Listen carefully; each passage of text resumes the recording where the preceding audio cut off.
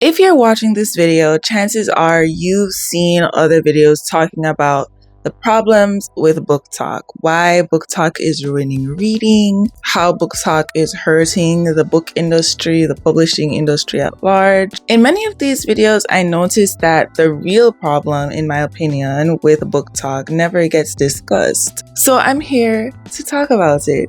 My name is Joanna Kimber. I'm an indie author, asterisk on the indie.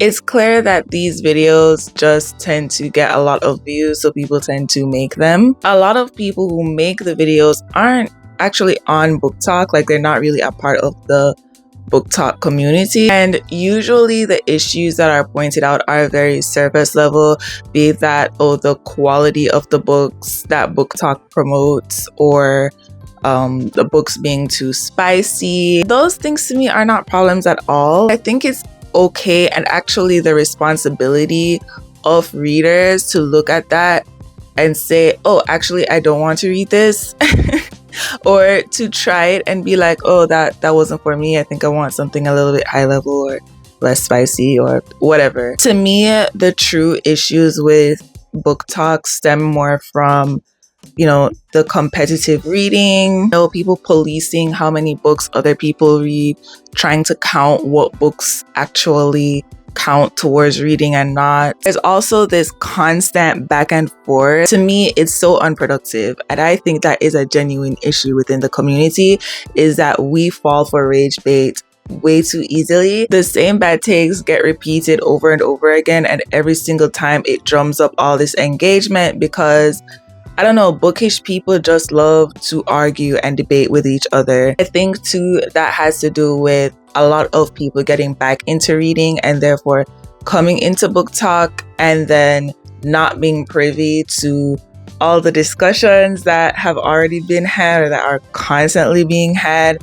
And so they say these takes not realizing that we've been debunked this already, we've been talked about this already. The lack of reading comprehension, even though people are reading a lot of books, I find that a lot of people are not really connecting with the work that they're reading. They're not really critically engaging with what they're reading. It's a lot of if an author has a racist character in the book, that makes them racist, or it's just not very high level comprehension on Booktok sometimes, that I think is a genuine problem, because being able to read and being able to actually comprehend what you're reading and engage with what you're reading are two different things. And the last big issue I think Booktok has, lack of diversity, and that's what we're going to focus on today, because that's the only thing I actually care about. While Booktok has its issues, when people make these types of videos, they tend to paint Booktok with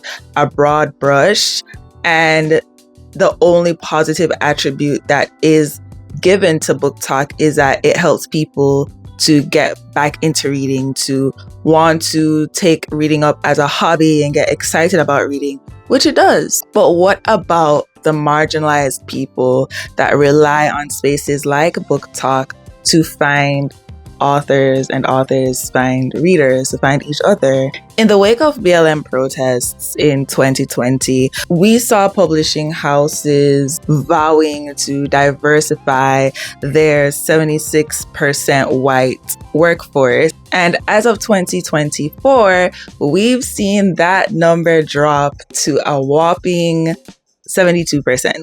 The workforce is still 72% white employees. Between 2019 and 2023, the amount of Black employees in publishing sits at around 5%, while for Latinx workers, it sits at around 7%. We see this reflect through the types of books that are being published through traditional publishers. The data is not recent, but we see the percentage of all books published being between a generous 75% all the way to 95% being authored by white people. This is why so many marginalized writers go the self-publishing route. It's not that we don't want to be traditionally published, or that our work is less good than what is being traditionally published.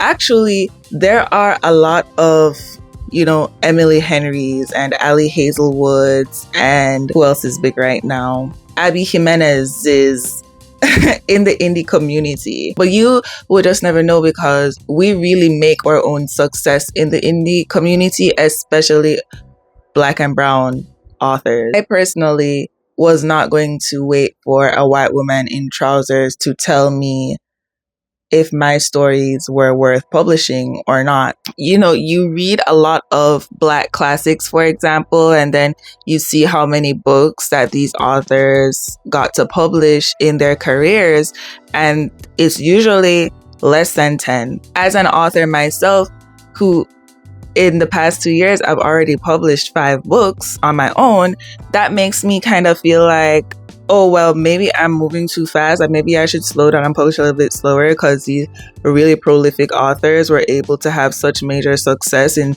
such a short amount of time, and they only published 7 books in their entire career. But this was not by their desire.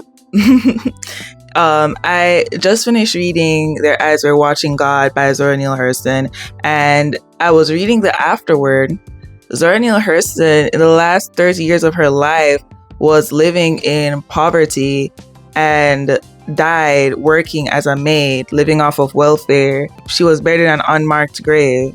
And that made me think, like, if Black and brown authors had access to, the kind of self-publishing that we have today, how many more classics would we have? How many more Their Eyes Were Watching Gods, or If Beale Street Could Talk, or Sula's would we have? Online communities give authors a direct access to potential readers. So important for Black and brown authors and Black and brown indie authors especially. People are making videos about Booktok.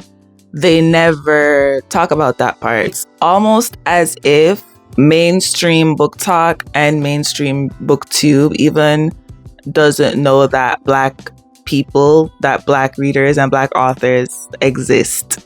See, there are a few ways you can blow up on Booktok as a Black creator. Be controversial or anti-Black, or make videos primarily talking about books by white authors, even if those authors have been exposed for being problematic. Do an experiment, okay? If you're in the online bookish space, you know the few really big Black booktalkers and booktubers that are out there. And when I say really big, I mean 50, dare I say even 100,000 followers or subscribers or more, right? Save for a few. And those few probably don't really talk much about the books they're reading at all. Like, their main content probably isn't like book reviews. What kind of books are the other ones talking about all the time? What kind of books are they reviewing all the time? Who's writing those books? I'm not saying that you can't, if you're Black, you should only read Black books, or, that it's a problem if you read outside of your race. That's not what I'm saying. But I am saying, look at the big Black booktubers and booktalkers and see the kind of books that they talk about all the time. As a Black person, I promise you, if you get on Booktok and start talking about series like A Court of Thorns and Roses, or some other really popular series amongst white readers, you're going to get flooded with a lot of support from other white readers, and maybe even some people of color as well. For those of you who are unaware, the significance of that is that Sarah J. Maas, the author of that series, is notoriously problematic. YouTube is different from TikTok in the way that you choose what you watch on BookTube. Like, you choose what you watch on BookTube, and you're recommended videos based on what you choose to watch. TikTok just shows you video after video. You don't really have a choice. TikTok is even notorious for suppressing people who you actually follow. Like, you will see someone on your For You page follow them, and then never see them again. It's very easy to find white creators who are extremely popular in the space, who have tens to hundreds of thousands of followers on Booktok. That is rare for marginalized creators on the app. And it's not because Black readers are not engaging. It's not because Black readers don't exist. Last year, we saw a rise in Black book events, and they all sell out within like minutes.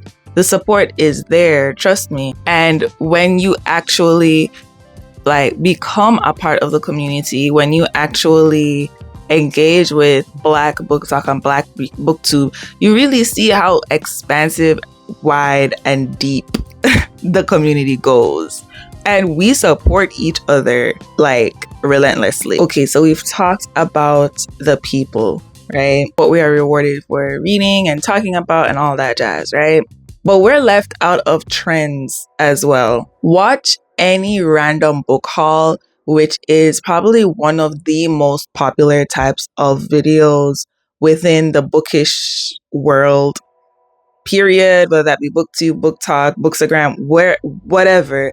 Book hauls eat. What I have noticed is that a lot of these book hauls don't have any Black or brown or queer books in them. People going out on a random Tuesday afternoon to Barnes & Noble, buying 5, 10, 15, 20 books, and not one of them is written by a Black author. Hardly anyone sees an issue with it. This hardly ever gets called out. And if you do call it out, you are likely to be met with hostility and defensiveness.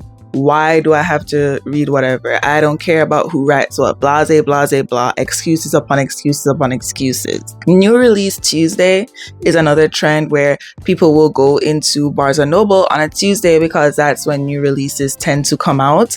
And they will pick up all the new releases and show them in the camera. And a lot of times, Black books are left out of this as well. I'll even see bookstores accounts on TikTok. They'll be posting, their own hauls of books that they just got in.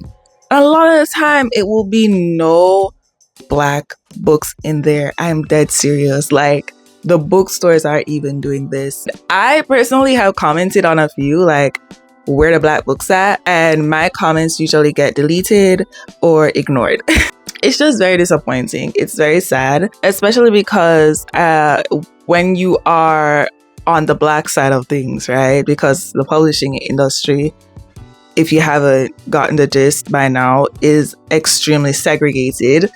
So when you get onto Black Booktok, Black Booktube, you see all the new releases, you see the faves, you see the new authors, you see what the Black readers are talking about and what they're buying, down to how we decorate our e-reader devices is different. So whenever I watch one of these Booktok needs to go away, Booktok must die videos, I always feel a sense of grief because I wouldn't be where I am today if it wasn't for Black Booktok and Black readers in general who are so adamant about supporting Black writers. And it's because of Black online bookish spaces why a lot of indie authors are now getting traditional publishing deals, because, Black readers are supporting the indie authors so much that the traditional publishers are seeing that support and finally seeing that, these books are marketable, these books are profitable. That success sets a precedent for other authors to come. There is no Toni Morrison if there is no Zora Neale Hurston. There is no Before I Let Go if there's no Waiting to Exhale. Every single time a glass ceiling is shattered, it makes way for the next person to come behind and shatter the next glass ceiling and the next after that and the next after that. If Booktok can help with that, then I'm fine with all the stuff y'all saying is so bad about Booktok. I'm keeping it real with you. And this is not a video of me asking the gatekeepers to let Black people in. You know, I love the Black side of Booktok. I love the Black side of things. I love the recommendations. I love the discussions. I love the Black-owned bookstores that are opening up. And I love the creators who have dedicated themselves to being the pebbles starting ripples in a vastly wide pond. I'm just saying that we exist. And if we're going to talk about the issues with Booktok and the issues with publishing, let's talk about the actual issues, not the fact that you don't like the books that go viral, or you don't like spice, or that people don't always read books as soon as they buy them. Please, Kim, people are dying. That's all I have for today. Thank you so much for watching. If you enjoyed this video, please give it a thumbs up and subscribe. Subscribing to my mailing list is the best way to keep in touch with me. If you're interested in reading any of my books, I write books about women figuring life out and finding love along the way. And the links about that will be in the description box below. Thank you so much for watching. See you next time. Happy reading.